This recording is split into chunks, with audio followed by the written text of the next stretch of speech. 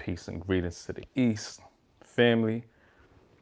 This is Illuminati Light, and I'm your host, Brother Majesty Montanez. So in this episode here, we're going to deal with the perfect points of your entrance in the first degree of Freemasonry. Now, in the first degree of Freemasonry, as you know, if you're a Freemason, the question is asked in the catechism: how can I know you to be a Mason? And the answer is by signs, a word, and a token, and by the perfect points of my entrance. Now, when the question is asked, what are the perfect points of your entrance?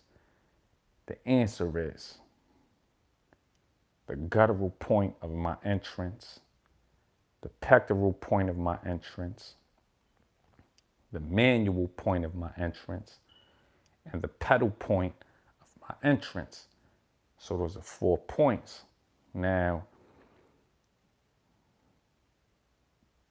before I get into that, I have to mention that in Freemasonry globally throughout the world, the perfect points of your entrance are not the same.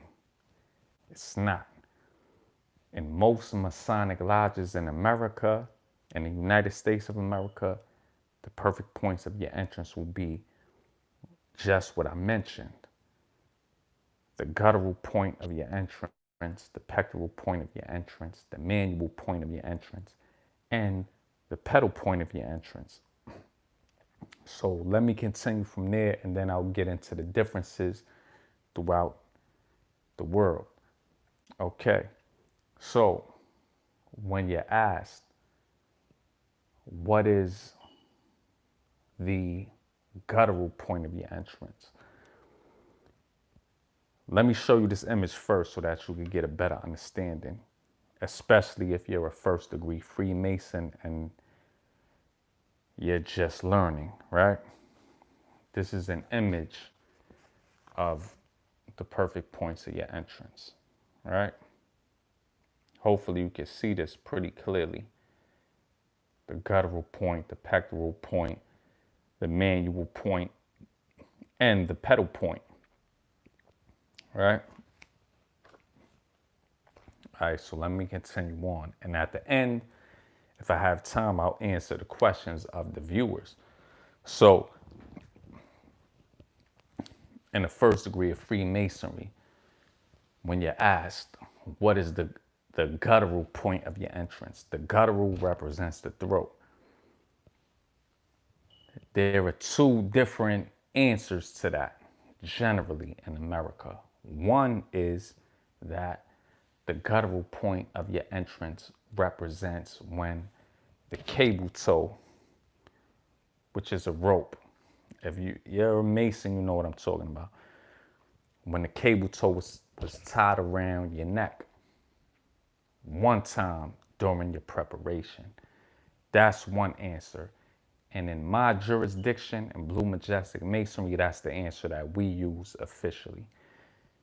In other jurisdictions, the guttural point of your entrance, the throat, will represent the penalty that is a part of the oath or obligation of the first degree of Freemasonry, which is to have your throat cut across, your tongue torn out by its roots, and your body buried in the rough sands of the sea at low water mark where the tide ebbs and flows twice in 24 hours, right?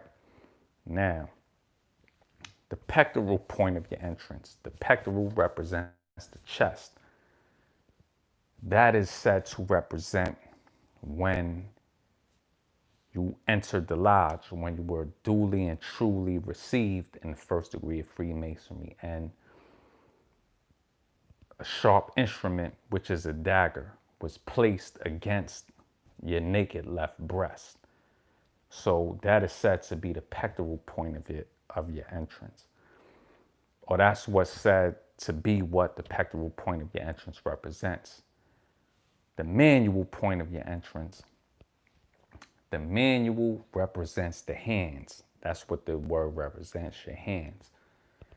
The manual point of your entrance is said to be when your hands were placed in a certain position on the three great lights of Masonry, the Bible, the compass, and the square, when you took your oath or obligation in the first degree of Freemasonry.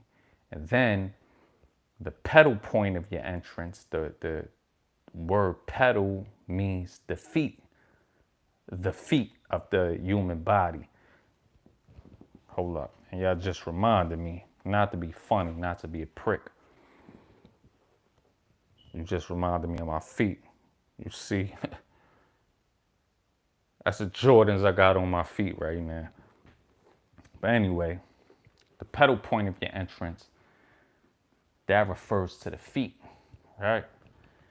And that is said to represent when you were placed in the northeast corner of the lodge in the first degree of Freemasonry in a ritualistic initiation, and made to stand in the stance of an entered apprentice Mason, right? With the heel of your right foot in the hollow of your left foot, so that your feet formed an oblong square or a 90-degree angle. That's what the pedal point of your entrance represents. That's what we're taught it represents, for the most part, over here in America. So I'm going to get into the symbolic meaning of that, and then later on in the lecture, I'm going to explain to you that the perfect points of your entrance are not the same all throughout the world. It's not the same. Masonic ritual is not identical all throughout the world. And the reason that I want to bring that to your attention is that sometimes individuals may be traveling and visiting a lodge, and they come from another jurisdiction, and when they're tried and tested, the ritual that they're used to is different from, not saying it's 100% different, but it will be slightly different from what your lodge does. And if your lodge is not on point, you may reject this brother. And that's not cool. That's not good. So you should make yourself familiar with the different styles of ritual that are used throughout the world in Freemasonry. So let's just get into the esoteric or occult meaning of the perfect points of your entrance.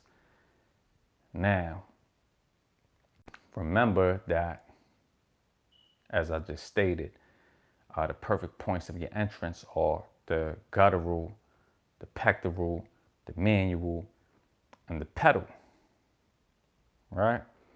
Now, in the catechism, as far as America is concerned in general, we are taught in our catechism that the perfect points of our entrance alludes to the 4 cardinal earthly virtues of the ancient mysteries. We're taught that those 4 cardinal earthly virtues are temperance, fortitude, prudence, and justice. We are taught in the catechism that the guttural point of our entrance, remember the guttural means the throat, alludes to what we would call temperance. Now, look up the word temperance. Temperance means restraint. It means restraint. So when you apply that to the part of your initiation that the guttural represents, and that depends on your jurisdiction. In my jurisdiction, it represents when the cable toe is tied around your neck during the preparation. And maybe more jurisdictions, maybe the majority of jurisdictions in America, that will allude to the penalty of the oath of the first degree, which is to have your throat cut across, etc., etc. I explained that earlier. So temperance means restraint. So in the first degree of Freemasonry, that's to teach us that restraint should be a restraint on our words. Ultimately, when you are able to restrain your words, you are able to restrain your thoughts. So in Freemasonry, in order to see the light, ultimately on a mystical level, you have to be able to restrain your thoughts so as to still your mind. That's what this represents.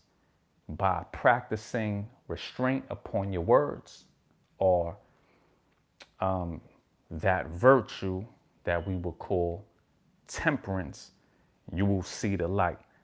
Let me proceed.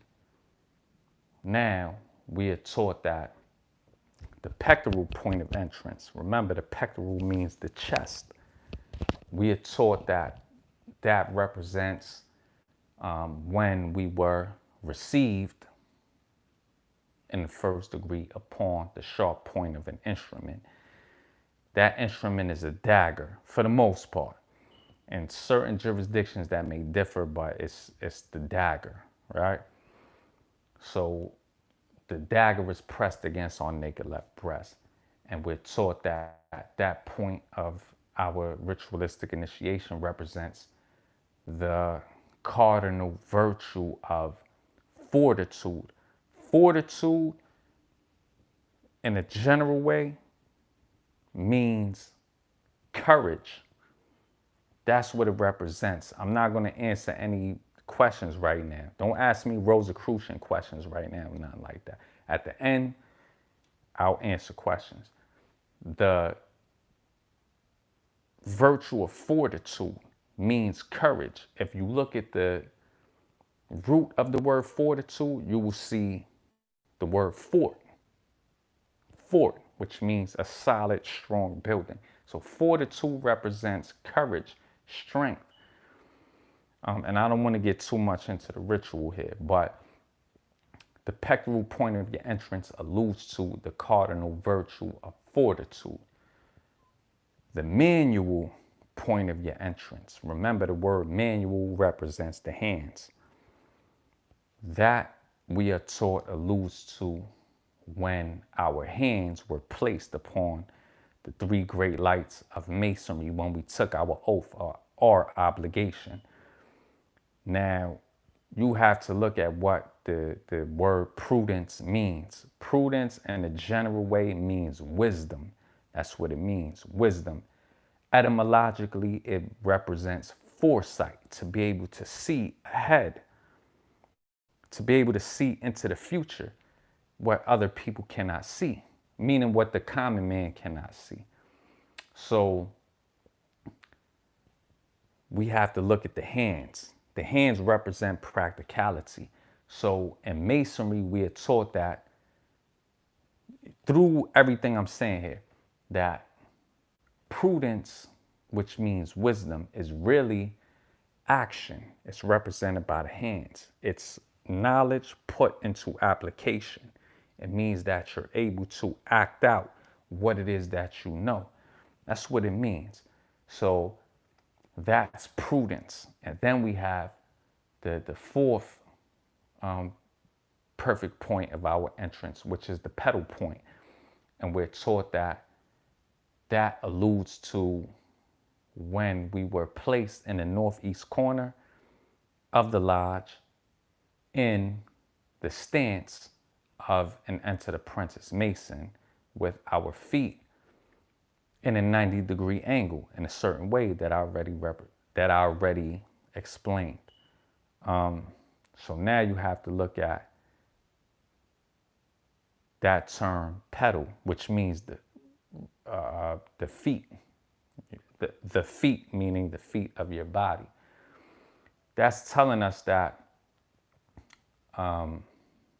justice is our foundation. It's what we stand upon.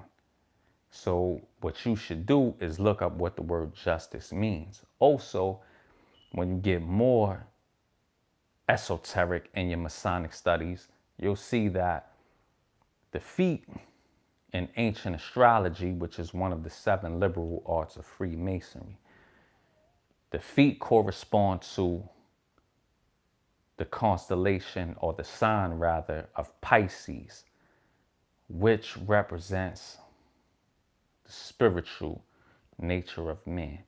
And it's to tell us that our foundation is God, the spiritual, essence within ourselves. So that's all of that. Keep in mind when you're dealing with the perfect points of your entrance. Now, let me say this also.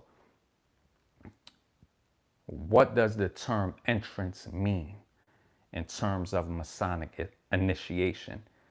When you're initiated into Freemasonry, that first degree is called the entered apprentice degree. The entered apprentice degree. If you follow the ritual and you understand it, the ritual of the first degree, you'll understand that that whole ritual represents your entrance into the universe, because the lodge symbolizes the universe. It symbolizes the world. If you study your catechism,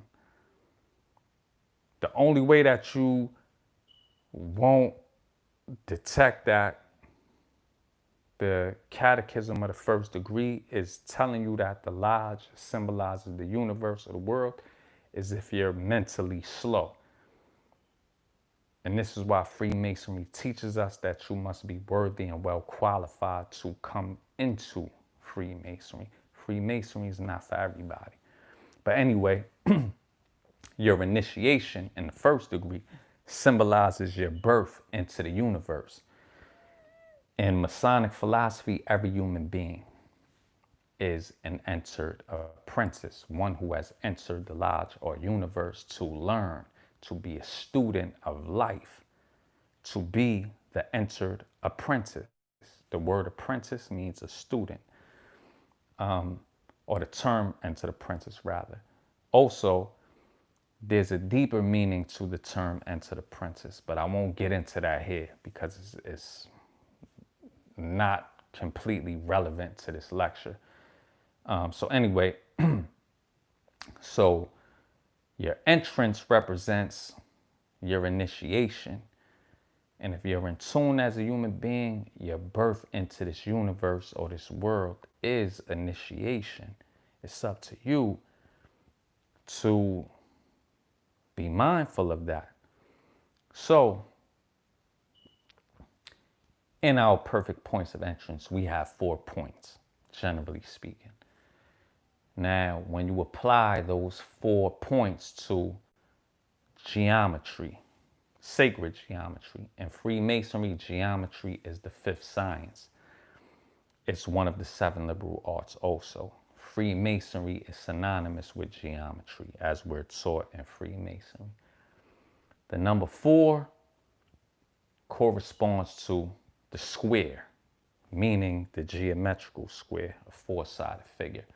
And that 4-sided figure called the square symbolizes or represents the physical aspect of life and of the human being, the physical. And when you first come into human life, you come into life with a physical understanding. You don't come in with a spiritual understanding. You have to awaken to the spiritual aspect of yourself. So the perfect points of our entrance allude to that symbol called the square. And you have to also look at the word perfect in the perfect points of our entrance. And that's meant to teach us that when you were born into this world, you were born perfect. Look up what the word perfect means.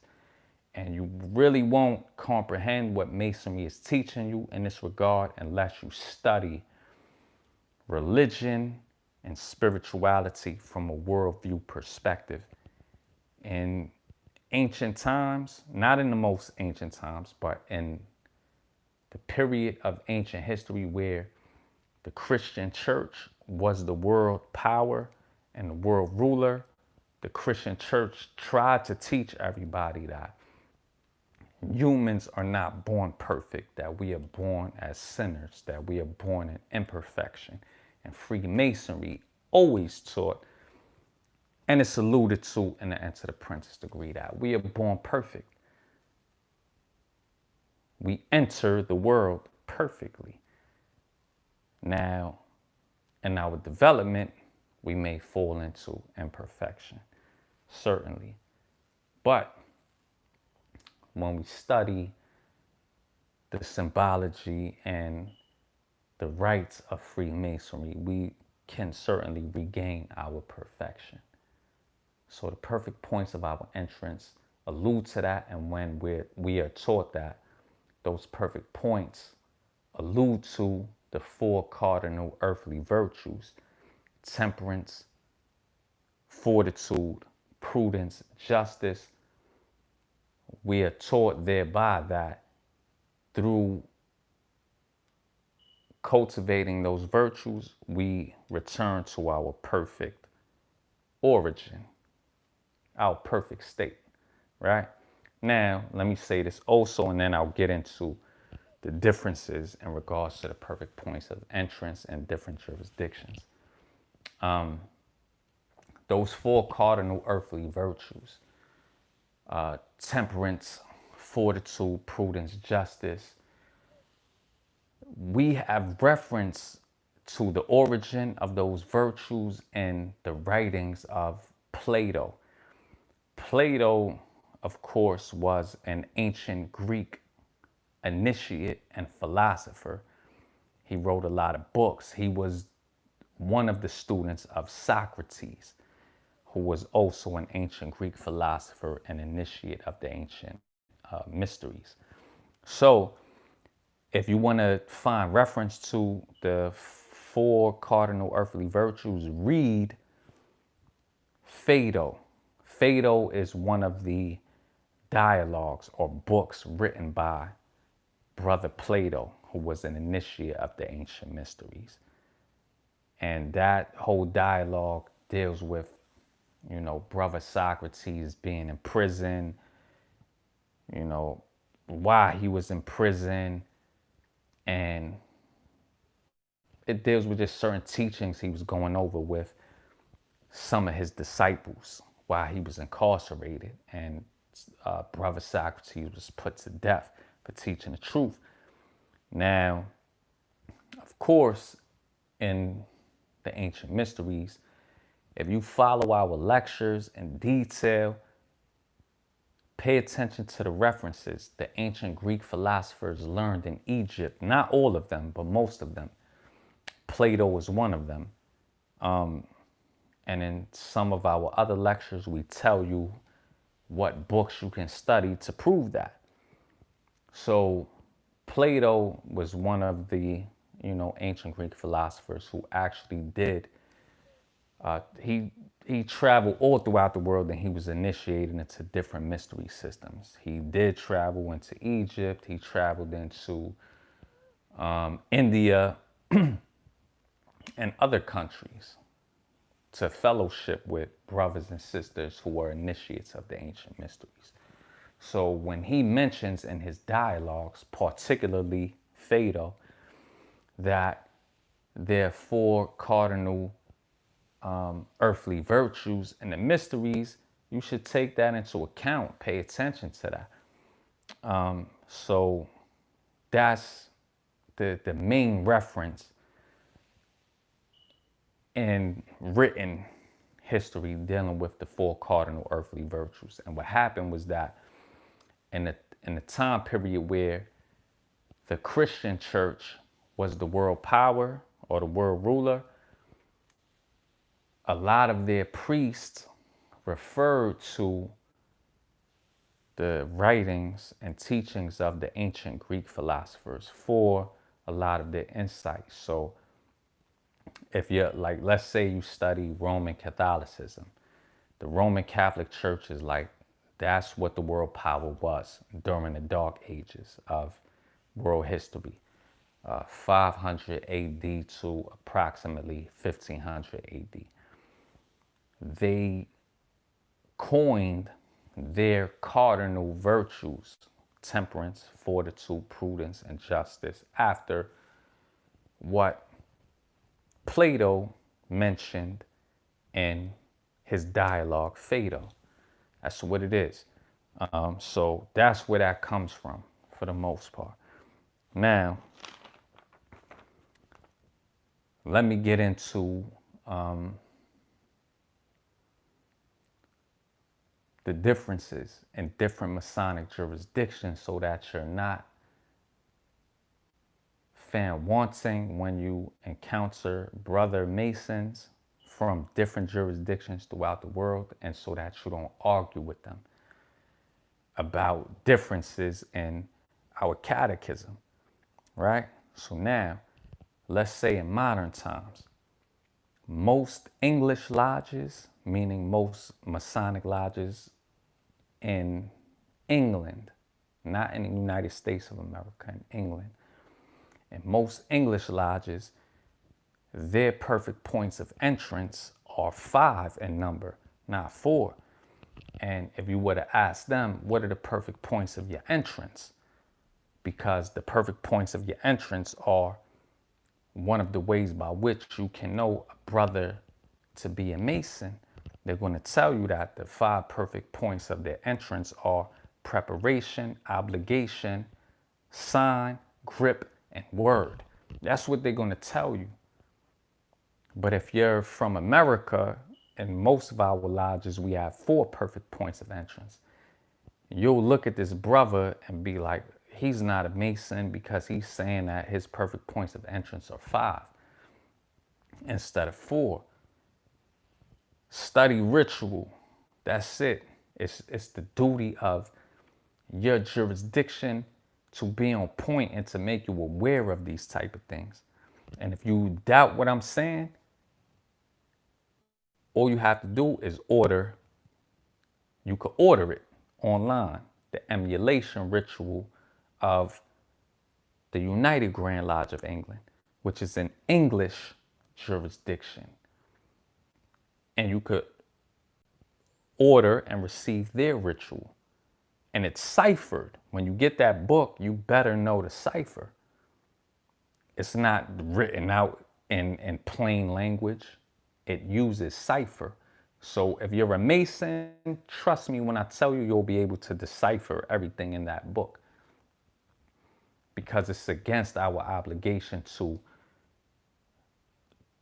blatantly show the signs, the grips, the words, etc.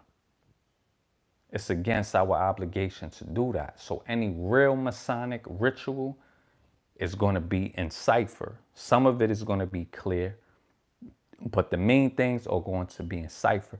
So order that book and study it if you doubt what I'm saying. So anyway, so you have that. That's a difference, in regards to the ritual around the world. Then in other jurisdictions, if you ask, I'm saying throughout the world, if you ask a brother Mason, what are the perfect points of your entrance? He will say of, at, and on. Pardon me. He will say of, at, and on. And if you ask him to break that down, he's going to say of represents of my own free will and accord. At represents at the door of the lodge. And on represents on the point of a sharp instrument. And in that regard, that's going to represent when you actually entered the lodge, when you entered the door of the lodge in the first degree. And if you want to look into that, what you will have to study is the lectures of Brother William Preston, who he was basically a renowned ritualist under the Grand Lodge of England.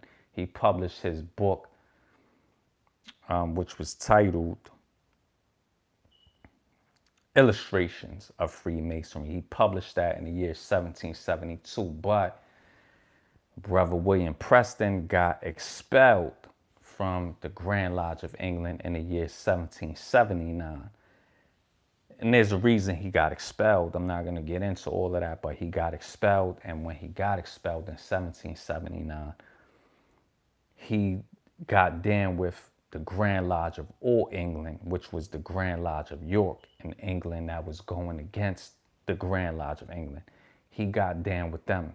So a lot of brothers of his lodge, which was Antiquity Lodge. Antiquity Lodge, if you study Masonic history dealing with the Grand Lodge of England, Antiquity Lodge is, or it was back then, Goose and Gridiron Lodge, one of the 4 lodges that united together to form the Grand Lodge of England.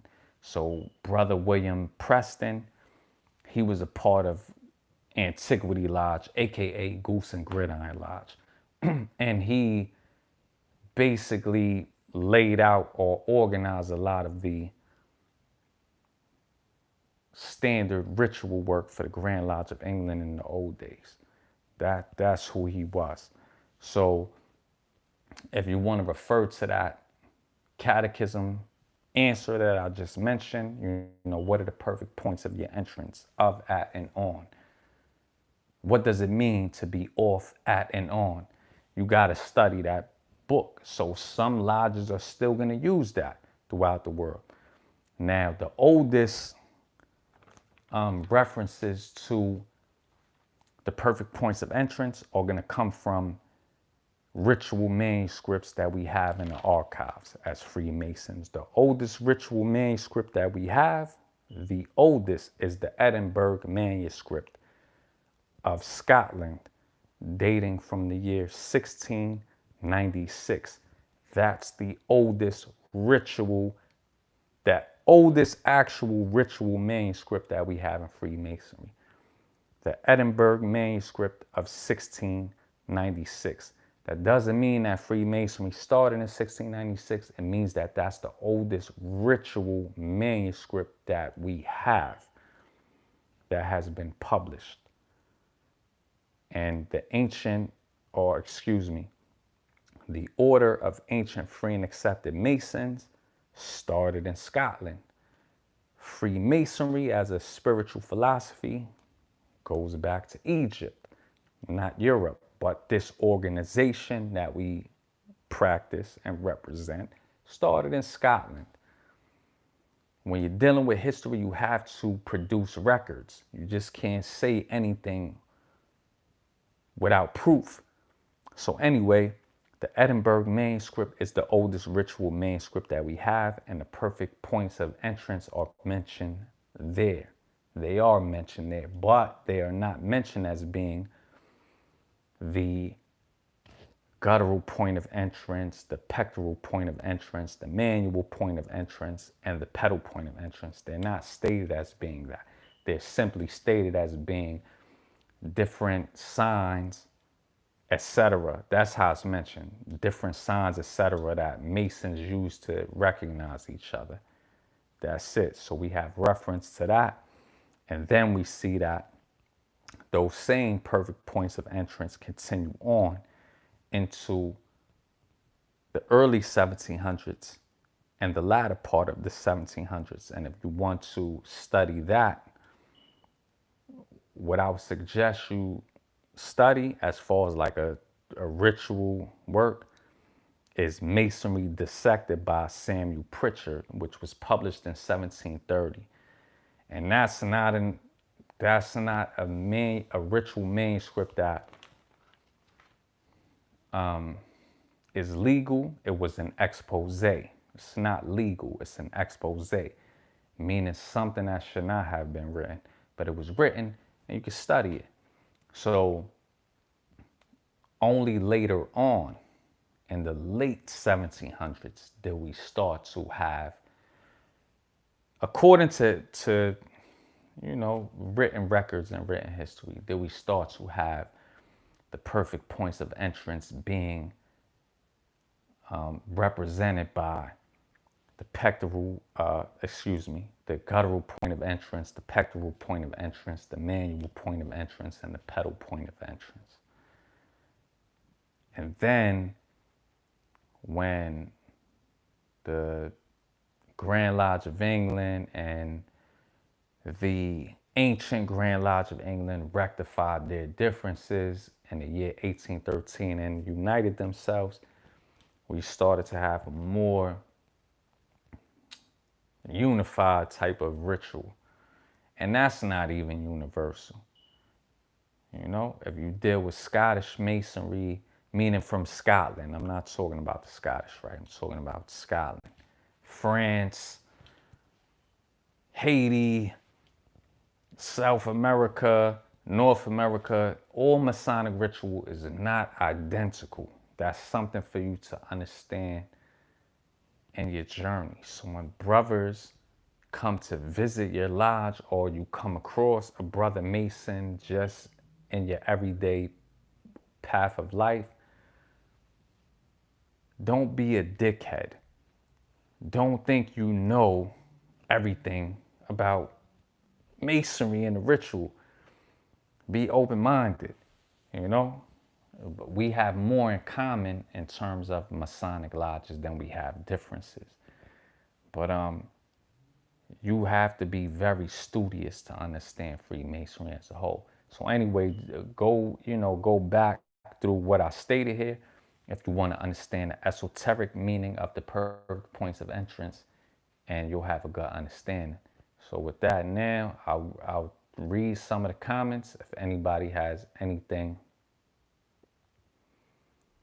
that they asked or whatever the case may be, and I'll try to answer that. Pardon me. All right, so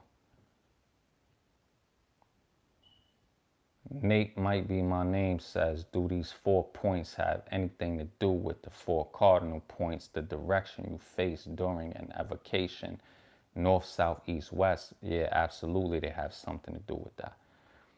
So using your mystical understanding, apply to what I said in the beginning. The perfect points of entrance are 4.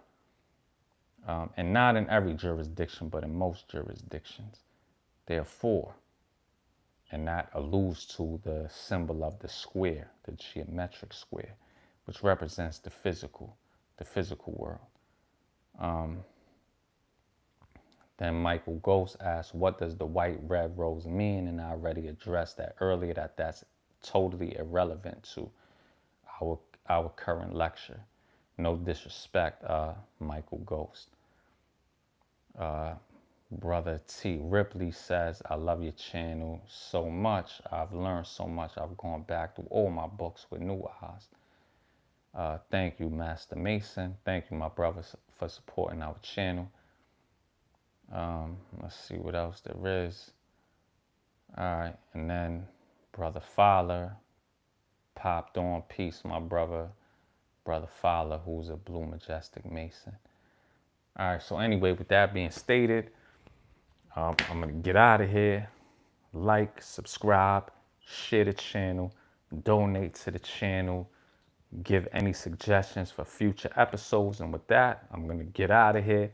You see behind us the universal flag of Freemasonry, the compass and the square representing the heavens and the earth. And in the middle, you got the letter G, which represents God and geometry. Peace.